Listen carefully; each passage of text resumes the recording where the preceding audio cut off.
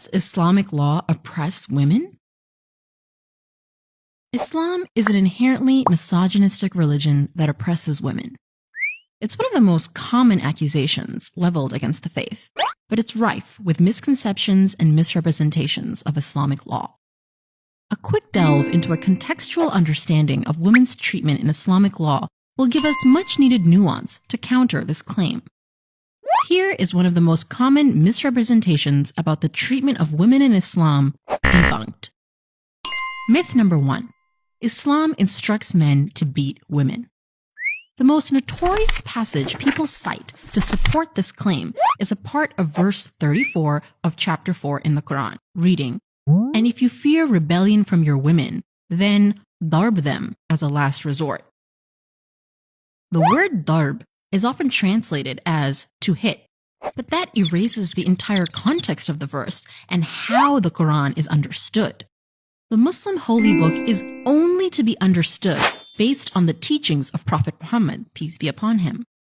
Ibn Abbas was the first commentator of the Quran at the time of the Prophet, and he explained that the last resort in this verse is a symbolic gesture, not a call for physical violence.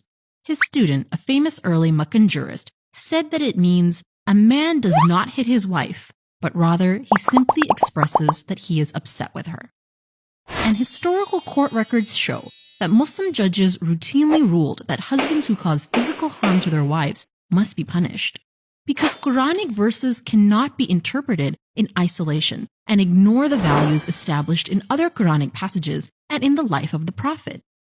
Like when Islam affirms in the Quran that marriages must be based on love and mercy, and unequivocally condemns all forms of cruelty and abuse. "None hits except the worst amongst you," said the Prophet. And when domestic violence is explicitly forbidden in Islam various times, do not strike the female servants of God, and do not hit women or revile women. And when the Prophet himself, who is often referred to as a walking Quran, never abused his wives in any form and said, "How can any of you strike a woman and then hope to embrace her?" So, does Islam instruct men to beat women? No. Islam actually enjoins kindness between spouses, not violence. Stay tuned for the next myth in this series. Can Muslim women initiate divorce?